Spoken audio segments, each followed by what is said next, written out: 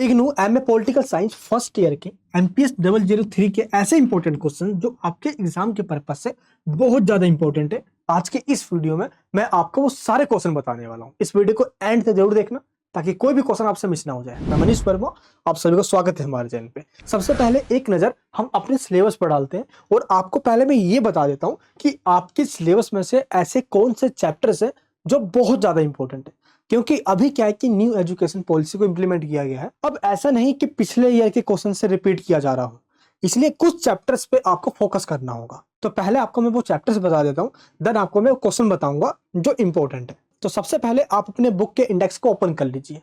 दो दो चैप्टर का नाम बता रहा हूँ, एक बार उनको हल्के में रीड कर लेना। आपका जो सबसे पहला इंपॉर्टेंट चैप्टर है वो है चैप्टर नंबर 5, असमानता, जाति और वर्ग, that means inequality, caste and class. इसके बाद है संघवाद यानी कि फेडरलिज्म यानी कि 11 चैप्टर। इसके बाद है 16 चैप्टर, हित समूह एवं नीति निर्माण। 16 चैप्टर का नाम क्या है? Interest groups and policy making.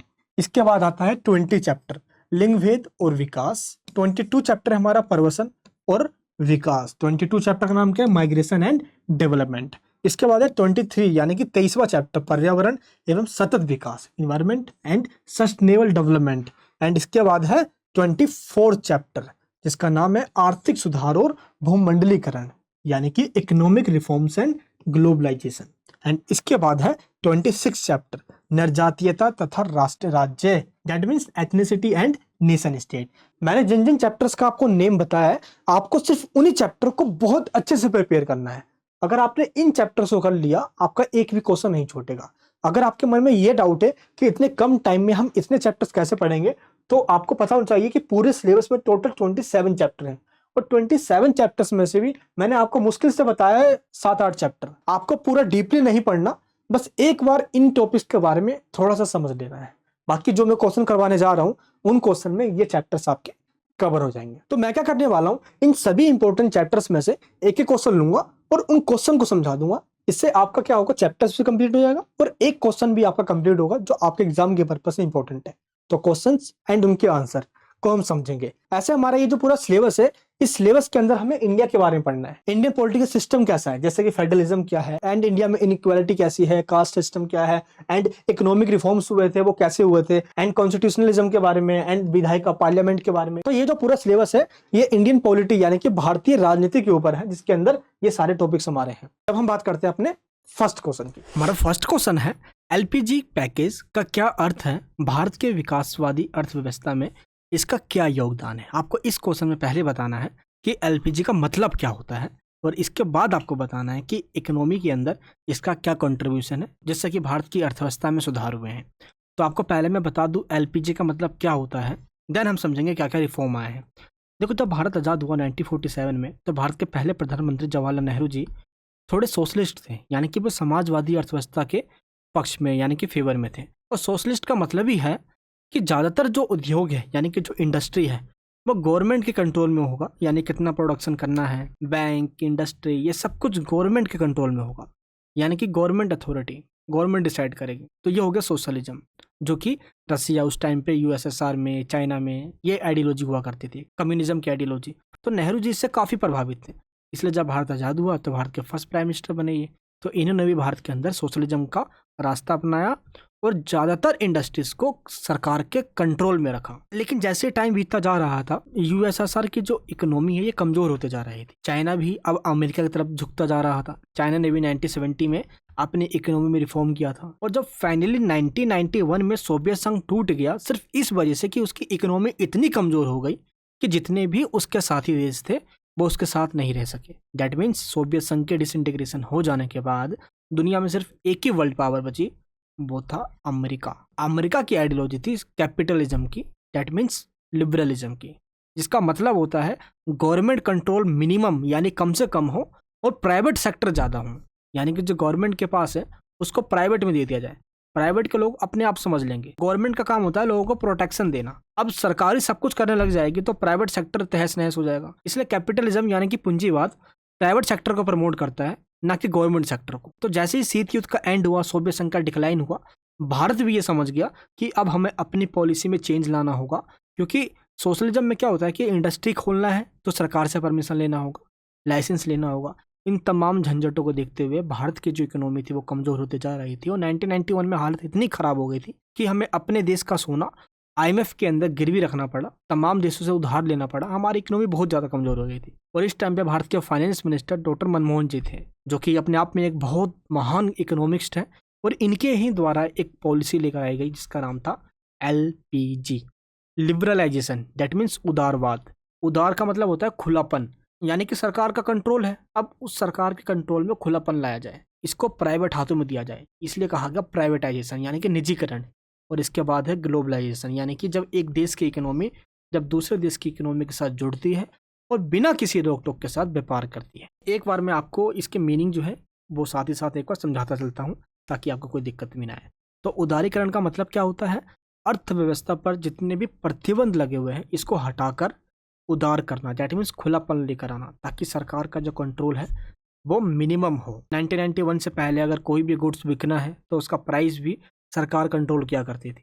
अगर किसी को इंपोर्ट करना है तो पहले लाइसेंस लेना पड़ेगा गवर्नमेंट से, यानी कि अपने देश के अंदर अपनी कोई कंपनी खोलना चाहे तो सरकार से परमिशन लेना होगा। बट आज क्या है, FDI के तहत दुनिया की कोई भी कंपनी भारत के अंदर आके इन्वेस्टमेंट कर सकती है, सरकार खुद प्रमोट करती है। आज मोदी जी किसी और देश में जाते हैं तो वो घूमने नहीं जा रहे हैं, वो जा रहे हैं FDI के लिए, ताकि बड़ी बड़ी कंपनियां भारत के अंदर आए, वो भारत के अंदर इन्वेस्टमेंट करें। अगर भारत के अंदर वो इन्वेस्टमेंट करेंगे तो भारत के लोगों को रोजगार मिलेगा और देश की सरकार को टैक्स मिलेगा, यानी कि हमारे देश का ही फायदा है इसमें। इसलिए ये जो यहाँ पे रेस्ट्रिक्शन था इनको हटाया गया, दैट मीन्स खुलापन लाया गया, इसी को लिबरलाइजेशन के नाम से जाना जाता है। इसके बाद है प्राइवेटाइजेशन। प्राइवेटाइजेशन का मतलब ये होता है कि जो सरकार के पास है और सरकार की बस की नहीं है अब उसको संभालना, इसलिए अब उन इंडस्ट्रीज को प्राइवेट हाथों में दे दो। प्राइवेट हाथों में देने से सरकार के ऊपर से बोझ कम होता है और सरकार उन मुद्दों पर ध्यान दे पाती है, जैसे हेल्थ हो गया, डिफेंस हो गया, एजुकेशन हो गया। और प्राइवेट सेक्टर में जाने से कंपटीशन बढ़ता है, लोगों को बेहतर चीज़ें मिल पाती है। तो यहीं से प्राइवेटाइजेशन स्टार्ट हुआ। और IMF, वर्ल्ड बैंक, WTO, इनका सिद्धांत भी यही है कि प्राइवेट सेक्टर को प्रमोट किया जाए, जिससे कि एक देश के अंदर बिजनेसमैन पैदा हो, ना कि नौकरी करने वाले नौकर पैदा हो। इसलिए प्राइवेटाइजेशन को प्रमोट किया गया। प्राइवेटाइजेशन दो तरीके से किया गया। पहला, या तो उस कंपनी को प्राइवेट हाथों में दे दिया गया और कुछ हिस्से को सरकार के पास रखा गया, और दूसरा तरीका अपनाया गया कि जो भी इंडस्ट्री सरकार के हाथों में थी उसको प्राइवेट हाथों में सीधे बेच दिया गया, अब प्राइवेट हाथों में रहेगा वो। तो दोनों तरीकों से अपनाया गया। डिसइन्वेस्टमेंट यानी कि विनिवेश का मतलब क्या होता है? इसका मतलब होता है कि जब लगता है कि सरकार को कि हमारे पास पैसे की कमी है तो सरकार सरकारी संपत्तियों को बेचना स्टार्ट कर देती है, और इसी को कहा जाता है डिसइन्वेस्टमेंट, दैट मीन्स विनिवेश करना। जब सरकार जो गवर्नमेंट की प्रॉपर्टी उसको बेचकर पैसा निकालती है, पैसा कमाती है, ताकि उसको उन जरूरी चीज़ों पे खर्च किया जा सके जिस पे अभी तक नहीं किया जा रहा है। एंड इसके बाद है थर्ड हमारा पॉइंट, वो है ग्लोबलाइजेशन। देश की अर्थव्यवस्था को इतना खोल दो ताकि हम किसी भी देश के साथ गुड्स एंड सर्विसेज का लेन देन कर सके बिना किसी रोक टोक के।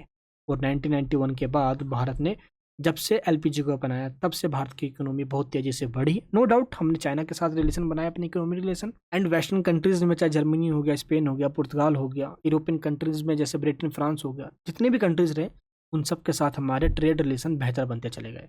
दैट मीन्स हमारी जो इकोनॉमी है इसमें काफ़ी सुधार हुए। और इसी टाइम पे हमने इकोनॉमी रिफॉर्म के अंदर क्या क्या किया, हमने लाइसेंस राज को ख़त्म कर दिया, कोटा रखा हमने, जो ज़रूरी चीज़ें हैं इन सब के ऊपर से जो टैक्स है उनको मिनिमम करने की पूरी कोशिश करी।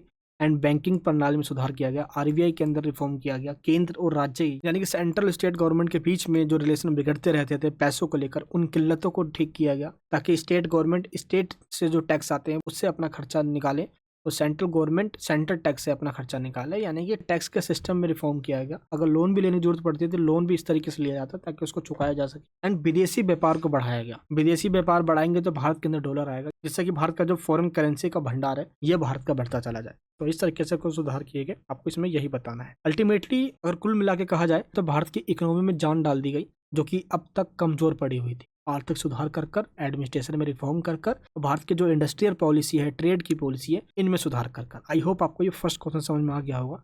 चलिए अब हम बात करते हैं अपने सेकंड क्वेश्चन।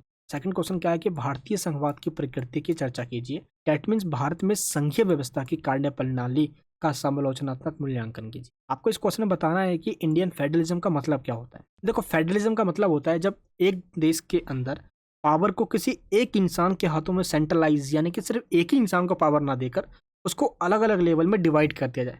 मान लो ये एक देश है और देश में सबसे ऊपर सेंट्रल गवर्नमेंट होती है, तो सेंट्रल गवर्नमेंट के पास ही पावर है। इसके नीचे स्टेट गवर्नमेंट होती है यानी कि राज्य सरकार के पास भी पावर हो, यानी कि दो या दो से ज़्यादा लेवल पे गवर्नमेंट की पावर्स को इस तरीके से डिवाइड किया जाए, डिस्ट्रीब्यूट कर दिया जाए पावर्स को, ताकि अपने आप में कोई गवर्नमेंट कल को ये ना कहे कि भाई सारी पावर मेरे हाथ में है, जैसे राजतंत्र में होता है। और ये पावर कोई एक इंसान के द्वारा ना डिस्ट्रीब्यूट किया जाए, ये पावर देश के कॉन्स्टिट्यूशन के द्वारा डिस्ट्रीब्यूट किया जाए, क्योंकि जो संविधान देता है उसको संविधान वापस ले नहीं सकता, और जो इंसान देता है उसको इंसान जब बन चाहे वापस ले सकता है। और भारत के अंदर सरकार को पावर संविधान ने दिया है, इसलिए संविधान को सुप्रीम बनाया गया है। और भारत के अंदर डिसेंट्रलाइजेशन यानी कि फेडरलिज्म का जो सिस्टम अपनाया गया है, इसमें पावर को इस तरीके से डिस्ट्रीब्यूट किया गया है, इसमें सबसे ऊपर सेंट्रल लेवल पे केंद्र की सरकार, स्टेट के लेवल पे राज्य सरकार, और इसके निचले लेवल पे भी भारत के अंदर सरकार बनाया गया है जो कि है स्थानीय सरकार, जिसको लोकल गवर्नमेंट कहते हैं, पंचायती राज व्यवस्था। और दुनिया के तमाम कंट्रीज के अंदर ऐसा सिस्टम अपनाया गया है। भारत के अंदर जो फेडरलिज्म लिया गया है ये कनाडा के संविधान से लिया गया है। आपको मैं इसका आंसर भी समझाता हूँ एक बार अपने नोट्स में से। देखो, पहले आपको ये समझना होगा कि फेडरलिज्म का मतलब क्या होता है। फेडरलिज्म जो ये वर्ड है ये लैटिन के फ्यूडिस शब्द से बना है, जिसका मतलब होता है समझौता या अनुबंध, यानी कि कोई कॉन्ट्रैक्ट करना। यानी कि छोटे छोटे राज्य जब मिलकर आपस में कॉन्ट्रैक्ट कर लेते हैं तो वो आपस में एक देश बनाते हैं, और इसी आधार पे उनमें शक्तियों का बंटवारा होता है सेंट्रल स्टेट के लेवल पे। यहाँ पे मॉन्टेस्क्यू एक थिंकर है, इसने क्या कहा था कि जब छोटे छोटे राज्य मिलते हैं तो एक बड़ा राज्य दैट मीन्स एक देश बनता है, और यहीं से फेडरलिज्म की शुरुआत होती है जब हम पावर्स को डिस्ट्रीब्यूट करते हैं। अब वो चाहे एग्जीक्यूटिव के बीच में करे, जुडिशरी के बीच में करे, या पार्लियामेंट यानी कि लेजिस्लेचर के बीच में करे।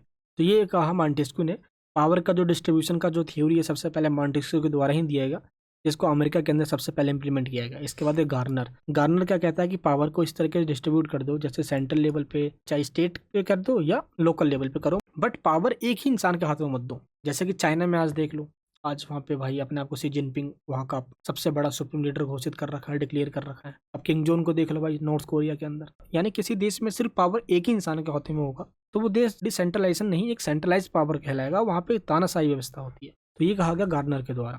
और भारत के अंदर जो संघीय व्यवस्था है कनाडा से लिया गया है। अब भारत में जो पावर का डिस्ट्रीब्यूशन किया गया है वो बाकायदा लिख कर बता दिया गया है, क्योंकि भारत में जब संविधान बनाया जा रहा था तो उस टाइम पे संविधान निर्माता इन्होंने सोच लिया था कि अगर हम ये लिख के नहीं देंगे तो आने वाले टाइम में ये नेता आपस में मर कटेंगे, भाई मेरे पास ये पावर है, वो बोलेगा नहीं ये मेरे पास पावर है। इसलिए भारत का संविधान दुनिया का सबसे बड़ा संविधान है, क्योंकि इसमें हर एक आर्टिकल्स को लिख कर बताया गया है, भाई सेंटर की ये पावर है, भाई स्टेट की ये पावर है। और इसीलिए इसको 3 लिस्ट में डाल दिया गया। पहला जो लिस्ट है इसको सेंट्रल लिस्ट यानी कि संघ सूची कहा जाता है। इसमें टोटल 100 सब्जेक्ट्स यानी कि 100 सब्जेक्ट है, जैसे कि विदेशों से संबंध बनाना, संचार यानी कि इंटरनेट हो गया, ये रेलवे हो गया, या हवाई जहाज हो गया, इंटरनेशनल ट्रेड हो गया, बैंकिंग हो गया, करेंसी हो गया, बीमा हो गया। ये सब मोदी सरकार यानी कि सेंट्रल गवर्नमेंट के हाथ में है। इसके ऊपर सिर्फ सेंट्रल गवर्नमेंट ही कानून बना सकती है। अगर हम स्टेट गवर्नमेंट की बात करें तो राज्य सरकारों के पास भी अपने अपने सब्जेक्ट्स होते हैं। भारत का संविधान जब बन रहा था तो उस टाइम पे 66 सब्जेक्ट थे इसके अंदर, आज इसमें टोटल 62 सब्जेक्ट्स हैं। अब इसमें भी अलग अलग सब्जेक्ट्स दिए गए, जैसे कि पुलिस हो गया, जेल, एग्रीकल्चर हो गया, भूमि टैक्स हो गया, एंड हेल्थ हो गया, वाइन्स यानी कि अल्कोहल शराब हो गया, कुछ सर्विसेज हो गए, मत्स्य पालन या मछली पालन हो गया। ये सब कुछ स्टेट लिस्ट के अंदर आता है। इस पर सिर्फ स्टेट गवर्नमेंट ही कानून बना सकती है। हाँ, अगर उस स्टेट के अंदर कोई सरकार नहीं चल रही है तो उसमें राष्ट्रपति का शासन लगाया जाता है और सेंट्रल गवर्नमेंट कानून बनाती है। फिर इसके बाद है कॉन्क्रीट लिस्ट, जिसको समवर्ती सूची कहते हैं। इसमें टोटल 47 सब्जेक्ट थे, बट 1976 में अमेंडमेंट किया गया, टोटल 52 सब्जेक्ट्स कर दिए गए, यानी कि 5 सब्जेक्ट्स और बढ़ा दिए गए। अब इसमें सेंटर और स्टेट दोनों ही सरकार मिलकर कानून बना सकती है, इसलिए इसको समवर्ती यानी कॉन्क्रीट लिस्ट के नाम से जाना जाता है। अब इसमें जैसे कि एजुकेशन का सब्जेक्ट इसके अंदर आता है। अब एजुकेशन तो है नहीं सिर्फ सेंट्रल गवर्नमेंट कानून बनाएगी, भाई स्टेट गवर्नमेंट भी बना सकती है।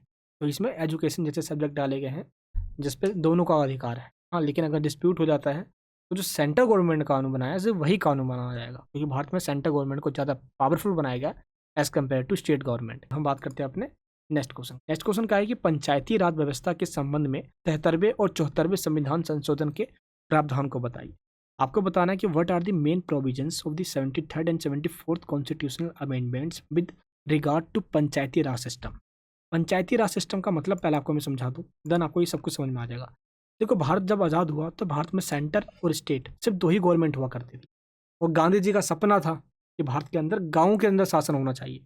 अगर गाँव के लोग अपना शासन खुद चला पा रहे हैं, दैट मीन्स राम राज्य की स्थापना होगी, और सच्चे अर्थों में यही एक डेमोक्रेसी है। तो गांधी जी के इस सपने को डीपीएसपी में डाल दिया गया था, डायरेक्टिव प्रिंसिपल स्टेट पॉलिसी में डाल दिया गया था। और डीपीएसपी कहता ही ये है कि स्टेट के ऊपर डिपेंड करता है कि वो लागू करे या ना करे, और आर्टिकल 40 में इसको डाला गया था। और पहली बार भारत के अंदर 2 अक्टूबर 1959 को गांधी जी के जन्म दिवस के दिन पे राजस्थान के नागौर डिस्ट्रिक्ट के अंदर पहली बार ऐसा हुआ था कि पंचायती राज व्यवस्था को लागू किया गया। लेकिन ये सभी स्टेट के लिए कंपलसरी नहीं था, बस पहली बार हुआ था राजस्थान नागौर डिस्ट्रिक्ट के अंदर 2 अक्टूबर 1959 को। लेकिन 1993 में जाकर फाइनली एक एक्ट लाया गया और संविधान के अंदर संशोधन किया गया, जिसको 73rd और 74th कॉन्स्टिट्यूशनल अमेंडमेंट कहा जाता है। और इसके तहत कंपलसरी कर दिया गया कि अब सभी भारत के राज्यों के अंदर पंचायती राज व्यवस्था होगी। पहले बात करते हैं कि 73rd का मतलब क्या होता है। तो ये दोनों जो अमेंडमेंट है 1993 में लाया गया भारत की पार्लियामेंट के अंदर, और 1994 से पूरे भारत में लागू हो गया था ये अप्रैल के मंथ से। देखिए, अब हम पहले बात करते हैं एक एक कॉन्स्टिट्यूशनल अमेंडमेंट के ऊपर। सबसे पहले हम बात करते हैं 73rd यानी कि 73वें संविधान संशोधन की। जो 73वां संविधान संशोधन है, ये भारत के गाँव के अंदर पंचायती राज की व्यवस्था करता है। यानी कि भारत में जो गांव है वहाँ पे पंचायती राज व्यवस्था होगी, यानी गांव के लोग अपने में से किसी एक को मुखिया चुनेंगे और वही सरपंच कहलाएगा और वो उस गांव का शासन चलाएगा। और इनका भी चुनाव होता है 5 सालों में। राज्य का जो चुनाव आयोग होता है वही चुनाव करवाता है। 5 साल में जो चुनाव होता है उसमें जो चुन कर आता है उसका काम होता है शासन चलाना। अब कायदा तो ये कहता है कि भाई जो उस गाँव का मेंबर है वो खड़ा होकर चुनाव लड़ लेगा, बट इसमें भी कई धांधलियाँ की जाती है। जैसे कि महिलाओं के लिए जो सीटें आरक्षित की गई है उसमें महिलाओं को खड़ा कर देते हैं और पीछे से उनके हस्बैंड सारा पॉलिटिक्स चलाते हैं। बट इसके बावजूद भी हम चलिए देखते हैं कि क्या क्या इनके मुख्य प्रोविजन है। सबसे पहला है ग्राम सभा बनाया जाता है। देखो, जैसे कि पूरे भारत के लिए राज्यसभा काम करती है, वैसे ही एक गाँव के लिए ग्राम सभा काम करती है। ग्राम सभा के अंदर जो मेंबर्स होते हैं वो पूरे गाँव के मेंबर्स होते हैं। इसके बाद एक गाँव के लेवल पर 3 तरह की पंचायती राज व्यवस्था होती है।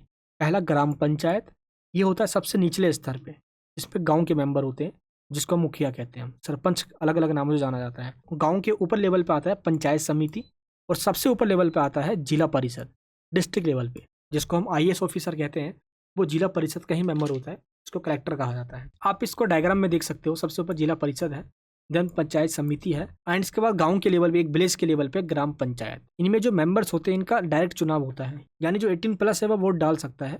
और एक एरिया को वार्ड कहा जाता है, और उस वार्ड से जो चुनकर आता है उसको सरपंच कहा जाता है। इसका चुनाव वैश्विक मताधिकार यानी कि यूनिवर्सल फ्रेंचाइज के राइट्स के आधार पर होता है। दैट मीन्स बिना किसी डिस्क्रिमिनेशन के सभी को राइट है वोट डालने का। और पॉइंट क्या है, ग्राम पंचायतों के अध्यक्ष का चुनाव होता है, यानी कि जो अध्यक्ष बनते हैं ग्राम पंचायत के, मेनली वही होते हैं सरपंच, जो पूरे इस गाँव को चलाते हैं। इसके बाद स्थानों को आरक्षण होता है, यानी कि पंचायतों के अंदर भी आरक्षण दे दिया गया महिलाओं को, ताकि पॉलिटिक्स के अंदर जो वुमेन का रिप्रेजेंटेशन है ये भी बढ़े, ताकि वुमेन्स की प्रॉब्लम कोई वो नहीं समझ पाए, ताकि उनके लिए कोई कानून वगैरह बना सके। और महिलाओं के लिए 33% जो सीटें हैं वो रिजर्व कर दिया गया है। इसके बाद 6 पॉइंट में पंचायतों का कार्यकाल 5 साल का होता है। कर लगाने की शक्ति, यानी कोई नया टैक्स लगाना हो, टैक्स को वसूलना हो, ये सारी पावर भी दे दी गई है पंचायतों को। बाकी स्टेट गवर्नमेंट की कुछ पावर को लेकर पंचायतों को दी गई है, ये आपको ध्यान रखना। पंचायतों की शक्तियाँ और जिम्मेदारियाँ क्या है। देखो, भारत के संविधान के अंदर 11वीं और 12वीं शेड्यूल यानी कि जो अनुसूचियाँ हैं इनको जोड़ा गया। तो जो 11वीं अनुसूची वो ये बताती है कि पंचायतों का क्या क्या काम होगा, जैसे एग्रीकल्चर, भूमि सुधार, सिंचाई, पशुपालन, मछली पालन, वन खाद, घरेलू उद्योग, ये सारे काम आ जाते हैं पंचायतों के, जो कि 11वीं अनुसूची में बताया गया है। तो इस तरीके से पंचायत को बनाया गया। तो पंचायत एकाएक रातों रात नहीं बन गई, इसके लिए काफ़ी लंबा संघर्ष करना पड़ा। 1957 में पहली बार बलवंत राय मेहता की समिति बनाई गई थी, जिसका काम ये था कि वो रिपोर्ट देगी कि पंचायत को कैसे बनाया जाए, क्या क्या प्रॉब्लम आ रही है। इसके बाद अशोक मेहता समिति बनाई गई, यानी कई समितियों ने अपने रिपोर्ट्स दिए, गवर्नमेंट ने इसको कभी समझा सुना, उसके बाद कभी ठंडे बस्ते में डाल दिया। बट फाइनली 1993 में जाकर इसको इम्प्लीमेंट किया गया, जब भारत के अंदर नरसिम्हा राव जी की सरकार थी, जब वो प्रधानमंत्री थे। एंड इसके बाद 74th अमेंडमेंट, जैसे 73वां संविधान संशोधन भारत के गाँवों में लागू होता है, और 74वां संविधान संशोधन भारत के शहरों में लागू होता है। जैसे गाँवों में सरपंच चुनकर आते हैं, शहरों में निगम पार्षद चुनकर आते हैं। तो ये जब लागू किया गया शहरी क्षेत्रों के अंदर, तो इसको भी डाला गया संविधान के भाग 9A में, और इसमें टोटल 18 सब्जेक्ट डाले गए। जैसे कि 21 सब्जेक्ट दिए गए गाँवों को, वैसे ही शहरों के अंदर जो निगम पार्षद बनेंगे उनको टोटल 18 सब्जेक्ट्स दिए गए कानून बनाने के लिए, जिसके ऊपर ये काम करेगी। इनका भी काम नगर पालिका के विकास के लिए, जिसको हम शहरों के अंदर MCD के नाम से भी जानते हैं। देखो, नगर पालिका के अंदर लोग चुनकर कैसे आते हैं, आपको यही पता होना चाहिए। जैसे कि मान लो ये एक एरिया है, तो इस एरिया को वार्ड कहा जाता है। एक वार्ड का मतलब होता है कॉन्स्टिट्यूशनल एरिया, और जो इस एरिया से खड़ा होगा दैट मीन्स वो इस वार्ड से खड़ा हुआ है, और इस वार्ड को एक नंबर दिया था। मान लो वार्ड नंबर 112, वार्ड नंबर 113। आपको पता होगा, अगर आप दिल्ली के किसी एरिया में रहते हो या किसी भी सिटी में रहते हो, आप जैसे मैं जिस एरिया में रहता हूँ उसका वार्ड नंबर शायद 112 है। तो यहाँ से क्या है, जो यहाँ से खड़ा होता है तो जब वो जीत जाता है उसको पार्षद या निगम पार्षद कहा जाता है। अलग अलग स्टेट में इनको अलग अलग नामों से जाना जाता है। दिल्ली में इनको निगम पार्षद कहा जाता है। तो ये हो गया यहाँ पे, ठीक है। तो नगर पालिकाओं का कार्यकाल क्या होता है, 5 साल का होता है। नगर पालिका के अंदर भी 1/3 जो सीट्स है महिलाओं के लिए आरक्षित है। इनका काम क्या होता है, सड़क बनाना, पुल बनाना एंड पानी सप्लाई हो रही है नहीं हो रही है ये देखना, डिस्पेंसरी देखना। अलग अलग एरिया में डिस्पेंसरी होती है, इसलिए हेल्थ व्यवस्था को भी चेक करती है, ठीक है। यानी हेल्थ व्यवस्था के मैनेजमेंट को भी देखती है ये।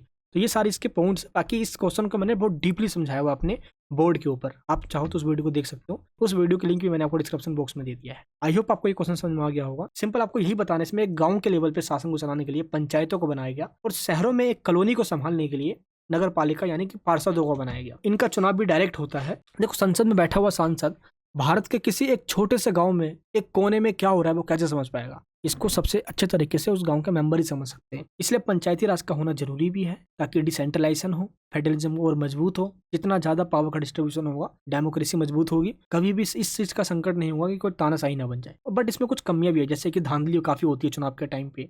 स्टेट गवर्नमेंट इनका फंड रोक देती है।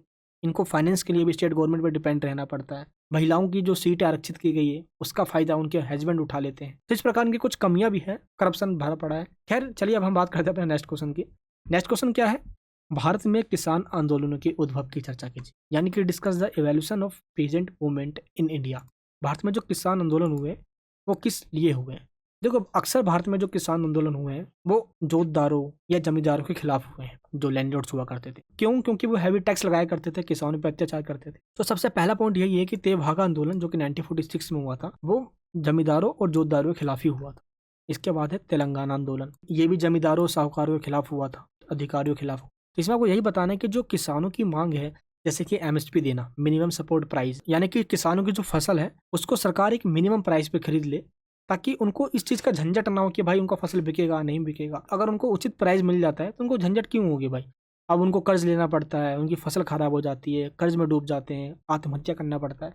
तो ऐसे कुछ झंझटें हैं जो किसानों को झेलना पड़ता है, इसलिए ये आंदोलन करते हैं। इनकी भूमि को जबरदस्ती लेकर वहाँ पे इंडस्ट्रीज खोल दी जाती है। आखिर खेती कहाँ पे होगी फिर। इसलिए यहाँ पे ये कुछ प्रॉब्लम जो किसानों की है, इसको लेकर महेंद्र सिंह टिकैत जो कि एक किसान नेता है, चौधरी चरण सिंह हो गए किसान नेता हो गए, उत्तर प्रदेश, पंजाब, हरियाणा के किसानों की प्रमुख मांगे रही है हमेशा से बिजली की दरों को कम किया जाए। बिजली की हाई रेट की वजह से ये पैसा चुका नहीं पाते। किसानों को अपनी फसलों का उचित मूल्य मिलना बहुत जरूरी है। अभी सरकार फार्म बिल लेकर आई थी बट किसानों ने उसको अपोज किया। फाइनली 1 साल के बाद मोदी सरकार ने यानी कि सेंट्रल गवर्नमेंट ने उसको वापस ले लिया। ऐसा क्यों? क्योंकि किसानों को ये लगा कि ये बिल उनके हित में नहीं है, उनके इंटरेस्ट में नहीं। अपोज किया गया, फिर इसको वापस लिया गया। यही तो है डेमोक्रेसी की खूबसूरती। तो ये हमारा किसान आंदोलन है जिसको पूरा बना बना के आप लिख सकते हो। इसके बाद है नेक्स्ट क्वेश्चन, सार्वजनिक नीतियों और जनमत को आकार देने में मीडिया की भूमिका। देखो, मीडिया को लोकतंत्र का चौथा स्तंभ कहा जाता है। तो बाकी के 3 कौन से हैं? पहला है लेजिस्लेटिव यानी कि पार्लियामेंट, दूसरा है जुडिशरी और तीसरा एग्जीक्यूटिव। ये 3 हमारे सरकार के अंग होते हैं। और चौथा है हमारा मीडिया। मीडिया का काम है जनता तक वो सही और निष्पक्ष तरीके से सारे न्यूज पहुंचाना, जिससे कि जनता अपनी राय खुद बना सके। ऐसा नहीं कि जनता को मैनिपुलेट किया जा सके। बट आज क्या है कि मीडिया आज पेड मीडिया हो गई है और अक्सर ऐसा देखा जाता है कि मीडिया उन मुद्दों को ना दिखाकर ऐसे मुद्दों को दिखाती है जिससे कि जनता का कुछ लेना देना ही नहीं है। बट फिर भी ऐसा कई मीडिया है जिसमें प्रिंट मीडिया हो गई, मैगजीन्स हो गए, न्यूज़पेपर्स हो गए, कुछ न्यूज चैनल्स हो गए, हम उनको निष्पक्ष तरीके से देख सकते हैं। तो मीडिया की भूमिका भारत के अंदर बहुत ज़्यादा है। इवन नॉट भारत में, दुनिया के हर एक देशों के अंदर जो डेमोक्रेटिक है उन देशों के अंदर मीडिया की रोल बहुत ज़्यादा होती है, एक देश की सरकार की आलोचना करने में और जनता की राय सरकार तक पहुंचाने में। ये आपको इसमें मीडिया का रोल बताना है। नेक्स्ट क्वेश्चन है, लोकतंत्र की कार्य प्रणाली में हित समूह की भूमिका का विश्लेषण कीजिए। तो आपको इस क्वेश्चन में बताना है हित समूह दैट मीन्स इंटरेस्ट ग्रुप का काम क्या होता है। इंटरेस्ट ग्रुप का काम ही होता है सरकार के ऊपर प्रेशर बनाना। ये जनता के हित के लिए काम करते हैं। अगर पब्लिक कोई डिमांड कर रही है तो वो आपस में ग्रुप बनाती है। अगर कोई एक अकेला इंसान सरकार से कोई बात रखेगा, कंप्लेन करेगा, तो शायद ही उसकी बात को सुना जाए, अक्सर इग्नोर कर दिया जाता है। बट अगर वही एक इंसान पूरे ग्रुप बनाकर सरकार तक अपनी बात रखता है, अपने इंटरेस्ट को वहां तक पहुंचाता है, सरकार मजबूर हो जाती है उनको बातों को मानने के लिए। अक्सर ऐसा आंदोलन प्रदर्शन करके किया जाता है, क्योंकि किसी भी आंदोलन की सफलता उसके व्यापकता पर निर्भर करती है। वो जितना बड़ा होगा उसकी सफलता उतनी ही जल्दी होगी। इसलिए हित समूह समाज के अलग अलग मुद्दे को उठाता है जिसका संबंध जनता की जरूरतों से होती है। जैसे भारत के अंदर अक्सर ऐसा होता है। जैसे कुछ मुद्दे हैं, मैं आपको यहाँ पे पॉइंट्स में बता देता हूँ। जैसे व्यक्ति और सरकार के मध्य जो संचार का काम करती है, कम्युनिकेशन का काम करती है, ये इंटरेस्ट ग्रुप ही करती है। जैसे एक व्यक्ति को क्या करना है, क्या नहीं करना है, इनकी क्या ज़रूरत है, ये सरकार तक पहुँचाती है उनको। सरकार भी इनकी बातों को मानने मजबूर हो जाती है। एंड कोई भी अलग कानून बनाना हो तो उसमें काफ़ी हेल्पफुल होती है ये। शक्ति का विकेंद्रीकरण करना, लोगों को जागरूक करना, लोगों के बीच में अवेयरनेस फैलाना, सरकार की पॉलिसी को पहुँचाना, सरकार की आलोचना करना, ताकि बैलेंस बना रहे। तो इनका ये मेन वर्क होता है। एंड इसके बाद है अभिव्यक्ति के लिए दबाव समूह। अब लोगों के पास राइट टू स्पीच है, बट इसके बाद भी अगर वो कोई बात नहीं रख पाएंगे तो कैसे काम चलेगा। इसलिए लोक मत तभी मजबूत हो सकता है जब लोग एजुकेटेड होंगे, यानी कि उनको वो सारी बातें पता हो जो एक राइट इन्फॉर्मेशन है। अगर आज आपको लगता है कि आप वोट खुद डालने जा रहे हो तो ये आपकी गलतफहमी है। आज मीडिया आपको इस तरीके से मैनिपुलेट करता है कि आपको वोट डलवाया जाता है, ना कि आप वोट खुद डालने जा रहे हो। और ऐसा उन एरियाज में ज़्यादा होता है जहाँ के लोग अनएजुकेटेड हैं। उनको ये चीज़ पता नहीं होता कि उनकी एक वोट से क्या वैल्यू क्रिएट होने वाली है। इसलिए कई सारे आज ऑर्गेनाइजेशन हैं, दबाव समूह है, सोशल मीडिया इन्फ्लुएंसर है, जो लोगों के बीच में अवेयरनेस फैला रहे हैं। इसके बाद फिफ्थ पॉइंट है सरकार की निरंकुशता को सीमित करना। इंटरेस्ट ग्रुप या प्रेशर ग्रुप का काम ही होता है सरकार की जो तानाशाही है, रवैया है, सरकार की जो डिक्टेटरशिप की पोजीशन है, इसको चेंज करना एंड सरकार पे दबाव बनाना। एंड समाज और शासन में संतुलन बनाने का काम भी इंटरेस्ट ग्रुप ही करती है। यहाँ तक आपको ये बताना है। इसके बाद नेक्स्ट क्वेश्चन हमारे पास, मानव विकास के मूलभूत न्यूनतम आवश्यक दृष्टिकोण का समालोचनात्मक मूल्यांकन कीजिए। मानव विकास कब होता है, एक इंसान का डेवलपमेंट कब होता है? जब उसका हेल्थ, डिफेंस, एजुकेशन या जो फंडामेंटल नीड्स, रोटी कपड़ा मकान, उसको मिले। लेकिन मानव विकास के उन सभी मानकों को बताना है आपको, जैसे कि एक इंसान का विकास हो सकता है। एंड इसमें के अंदर पॉलिटिकल इंसिडेंट, जिसमें एक राज्य के द्वारा ही लोगों को सताया जाता है। इकोनॉमिक राइट्स हो गए लोगों के, पॉलिटिकल राइट्स हो गए। एंड अगर किसी भी एरिया के अंदर कोई प्राकृतिक घटना हो जाती है तो इससे लोगों के जीवन यापन पर नेगेटिव इम्पैक्ट पड़ता है। तो मानव का विकास उन सभी मूल्यों पर डिपेंड करता है जिससे कि वो एक अच्छा जीवन यापन जी सके। और ह्यूमन डेवलपमेंट तभी संभव है जब देश का इकोनॉमिक डेवलपमेंट हो, जब देश की जीडीपी की ग्रोथ होगी। जीडीपी ग्रोथ तभी होगी जब देश के अंदर प्रोडक्शन बढ़ेगा, लोगों का पर कैपिटा इनकम बढ़ेगा। और ऐसा तभी होगा जब देश के लोगों की इनकम बढ़ेगी, परचेजिंग पावर बढ़ेगी, अल्टीमेटली देश का डेवलपमेंट होगा। और सारे रिसोर्सेज भारत के अंदर बने जो भारत के लोग खरीदते हैं, यानी कि आत्मनिर्भर भारत, भारत का विकास ऑटोमेटिकली होगा। तो इसमें आपको यही बताना है कि एक ह्यूमन डेवलपमेंट के लिए उस सभी फंडामेंटल नीड्स कौन कौन से हैं, इसमें आपको यही बताना है। नेक्स्ट क्वेश्चन क्या है, जेंडर और विकास के बीच संबंध पर एक टिप्पणी लिखिए। देखिए जेंडर का मतलब क्या होता है, पहले आपको ये समझना है क्यों। और जेंडर से पहले आपको समझना होगा सेक्स का मतलब क्या होता है। देखो ये सेक्स का मतलब वो नहीं है जो आप सोच रहे हो भाई। ये सेक्स का मतलब होता है कि एक बायोलॉजिकल डिफरेंस पाया जाता है मेल और फीमेल के बीच में, जो कि नेचुरली है। तो ये जो बायोलॉजिकल डिफरेंसेस है ये नेचर ने बनाया है, लेकिन जो जेंडर के आधार पर जो डिस्क्रिमिनेशन किया जाता है ये समाज ने बनाया है। तो सेक्स और जेंडर, इन दोनों में यही एक डिफरेंस है कि सेक्स एक नेचुरली बायोलॉजिकल डिफरेंस है कि शारीरिक संरचना या जो शारीरिक बनावट है उनकी वो नेचुरली अलग है। लेकिन जो जेंडर के आधार पर जो डिस्क्रिमिनेशन किया जाता है कि लड़के को ये मिलना चाहिए, लड़के को ये नहीं मिलना चाहिए, वो लड़का है तो वो ये कर सकता है, वो लड़की है तो वो ये नहीं कर सकती। तो जेंडर के आधार पर जो डिस्क्रिमिनेशन होता है ये समाज की देन है। और सेक्सुअली जो डिस्क्रिमिनेशन है ये नेचर ने किया है हमारे साथ, यानी कि नेचर के द्वारा बनाया गया है वो। तो इससे तो कोई आपत्ति हमें नहीं है। आपत्ति है जो जेंडर के आधार पर डिस्क्रिमिनेशन किया जाता है, अब वो चाहे इकोनॉमिक फैक्टर के अंदर, पॉलिटिक्स के अंदर, सोशल कल्चरल फैक्टर के अंदर। ऐसा अक्सर होता है कि महिलाओं को उन कामों को करने से रोक दिया जाता है या उन कामों का एक समान वेतन नहीं दिया जाता जो वही काम एक मेल कर रहा है और वही सेम काम एक फीमेल कर रही है। तो महिलाओं को हमेशा कम आंका जाता है। आज भी इंटरनेशनल पॉलिटिक्स में महिलाओं का उतना प्रदर्शन नहीं है जितना पुरुषों का है। आज तक इंडियन पार्लियामेंट के अंदर वो बिल पास नहीं हो पाया जो बिल ये कहता है कि महिलाओं के लिए भी लोकसभा के अंदर सीट को रिजर्व कर दिया जाए। तो ये क्या दिखाता है, मेल डोमिनेंस सोसाइटी हमारी। तो महिलाओं के द्वारा डिमांड किया जाता है कि जो पेट्रियार्की सिस्टम है, पितृसत्तात्मक समाज हमारा, जो ये कहता है कि पिता की संपत्ति में सिर्फ बेटों यानी पुत्रों का अधिकार होगा, तो ऐसा तो नहीं है, महिलाओं का भी अधिकार हो सकता है, बट सोसाइटी के अंदर ये क्रिएट की गई है। आज ऐसे कई सेक्टर है जिसमें डिफेंस हो गया, एजुकेशन हो गया, हेल्थ हो गया, कई सेक्टर में आज महिलाएं आगे हैं। बट आज भी ऐसे कई एरियाज है जहाँ पे महिलाओं को पढ़ाया नहीं जाता। बट एक दुख भरी घटना अभी भी आई है, अगर पढ़ा दिया जाता तो छोड़कर भाग जाती है। बताओ, उसके एक हस्बैंड ने उसको आईएएस बना दिया, वो किसी और के साथ निकल पड़ी, उसको छोड़ दिया। बताओ कितना दुख होगा ऐसे। तो ये भी घटना निकल कर आ रही है भाई, लिख मत देना यार, समाज की ये भी घटना ही है, क्या करे इसको। तो इसमें आपको यही बताना है कि जेंडर के आधार पर जो डिस्क्रिमिनेशन किया जाता है ये समाज की देन है, और वो सारी भेदभाव बता देनी है इसके अंदर जो महिलाओं के साथ भारत के इतिहास में होता आया है, आज़ादी से पहले या अभी। 9th क्वेश्चन है, भारत में क्षेत्रवाद की परिघटना का परीक्षण कीजिए। क्षेत्रवाद का मतलब क्या होता है कि भारत में जब एक पर्टिकुलर एरिया से कुछ लोग खड़े हो जाते हैं और ये कहने लग जाते हैं कि हमारे इस एरिया को स्पेशल रिकॉग्नाइज यानी कि पहचान दो, स्पेशल पावर दो, हमें वो सारी सुख सुविधाएं दो जो में अब तक नहीं मिलते आई है। तो ये स्वायत्ता की डिमांड करते हैं, ऑटोनोमस की डिमांड करते हैं। जैसे कि भारत के जो नॉर्थ ईस्ट स्टेट है, नागालैंड के अंदर देख लो आप, असम में देख लो, तो ऐसे कई आंदोलन हुए भारत के अंदर जो भारत के अंदर क्षेत्रवाद की घटनाओं को पैदा करता है। यानी कि रीजनलिज्म की जो घटना है ये तभी पैदा होती है जब हम दशकों तक किसी एक एरिया को इग्नोर करते आते हैं। जैसे आपको मैं एग्जांपल देता हूँ, मान लो एक घर में 4 भाई बहन है, यानी कि 3 भाई है और 1 बहन है, और उनके पेरेंट्स हमेशा से इन चारों में से किसी एक को इग्नोर करता है। मान लो एक को इग्नोर कर रहे हैं, बाकी बी सी डी को हमेशा से प्रमोट करते हैं, भाई हमारा यही तीनों अच्छा है, ये तीनों अच्छा है, और एक को इग्नोर करते आए हैं। तो एक टाइम आएगा कि इसका गुस्सा फूटेगा और ये अपने पेरेंट्स के खिलाफ हो जाएगा। सेम इसी तरीके से जब अपने देश के एक एरिया को हम इग्नोर करते आएंगे तो ये हमारे देश के खिलाफ होंगे और ये देश से अलग होने की बात करने लग जाएंगे। और यही हुआ, नागालैंड को देखो आप, असम को देखो, 1980s में 70s में कई अलगाववादी आंदोलन हुए और इसके वजह से कई लोग भी मारे गए। तो भारत के अंदर ये घटनाएं हुई है, हम इसको इग्नोर नहीं कर सकते। तो क्षेत्रवाद की घटनाओं को कम करने के लिए सरकार को शक्ति संतुलन यानी कि बैलेंस बना के चलना होता है, ताकि भारत में जो डाइवर्सिटी है इस पर यूनिटी बना रहे। 10th क्वेश्चन क्या है, आंतरिक प्रवासन के मुख्य कारण क्या है?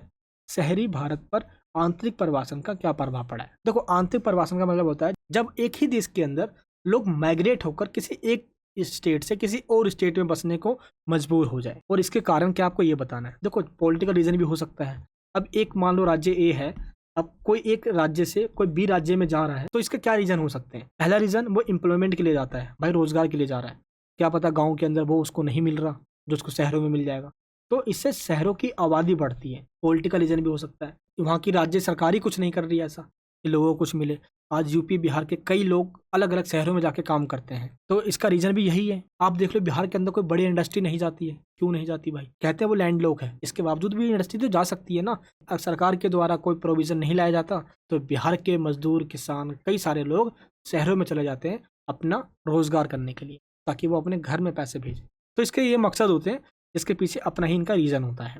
नेक्स्ट क्वेश्चन है, सतत विकास के संकेतक क्या है? सतत विकास का मतलब होता है सस्टेनेबल डेवलपमेंट, यानी कि आज जितने भी रिसोर्सेज हैं इसको हम इस तरीके से यूज करें ताकि आने वाली जनरेशन भी इसको यूज कर सके। ऐसा नहीं है कि हम सभी रिसोर्सेज को आज खत्म कर दें, और जो खत्म नहीं हो सकती ऐसा नहीं कि हम उसको फुल वेस्ट करें।